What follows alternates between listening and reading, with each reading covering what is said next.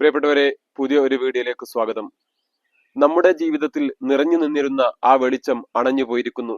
ഇന്ത്യയുടെ പ്രഥമ പ്രധാനമന്ത്രി ജവഹർലാൽ നെഹ്റു 1948 ജനുവരി 30 രാജ്യത്തെ അഭിസംബോധന ചെയ്തുകൊണ്ട് ആകാശവാണിയിലൂടെ പറഞ്ഞ വാചകങ്ങളാണിത്. അതെ, ഹിന്ദുത്വ തീവ്രവാദി നാഥുറാം വിനായക് ഗോഡ്സെയുടെ കരങ്ങളാൽ നമ്മുടെ പ്രിയപ്പെട്ട ബാപ്പുജി, ഇന്ത്യയുടെ രാഷ്ട്രപിതാവ്, വധിക്കപ്പെട്ടിരിക്കുന്നു. ജീവിതത്തിൽ കൃത്യമായ നിഷ്ഠയുണ്ടായിരുന്ന മഹാത്മജി പതിവ് പോലെ വൈകുന്നേരങ്ങളിലെ പ്രാർത്ഥനയ്ക്കായി ബിർള ഹൗസിലെ പുൽത്തകിടിയിലേക്ക് നടന്നു നീങ്ങുന്നു. ഇതിനിടയിലേക്ക് 5:17 നാഥുറാം വിനായക് ഗോഡ്സെ എന്ന ഹിന്ദുത്വ തീവ്രവാദി വരികയും മഹാത്മജിയെ വണങ്ങുകയും ചെയ്യുന്നു.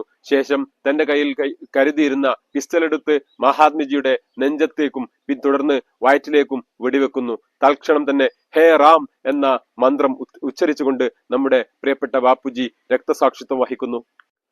ബ്രിട്ടീഷുകാർക്കെതിരെ ഇന്ത്യയിൽ സ്വാതന്ത്ര്യ സമരം കൊടുമ്പിരി കൊണ്ടിരുന്ന കാലഘട്ടത്തിൽ സ്വാതന്ത്ര്യ സമരത്തെ ഒറ്റുകൊടുക്കുകയും ബ്രിട്ടീഷുകാർക്ക് വേണ്ടി പാദസേവ ചെയ്യുകയും ചെയ്ത ആളുകളായിരുന്നു ഈ നാഥുറാം വിനായക് ഗോഡ്സെയുടെ പ്രത്യയശാസ്ത്രം പിൻപറ്റുന്ന ആളുകൾ. സ്വതന്ത്ര ഇന്ത്യക്ക് സ്വാതന്ത്ര്യം നേടിത്തരുന്നതിൽ നിർണായകമായ പങ്കുവഹിച്ച നമ്മുടെ പ്രിയപ്പെട്ട മഹാത്മജിയെ നാഥുറാം വിനായക് ഗോഡ്സെ എന്ന ഹിന്ദുത്വ തീവ്രവാദി വധിച്ചു കളഞ്ഞു.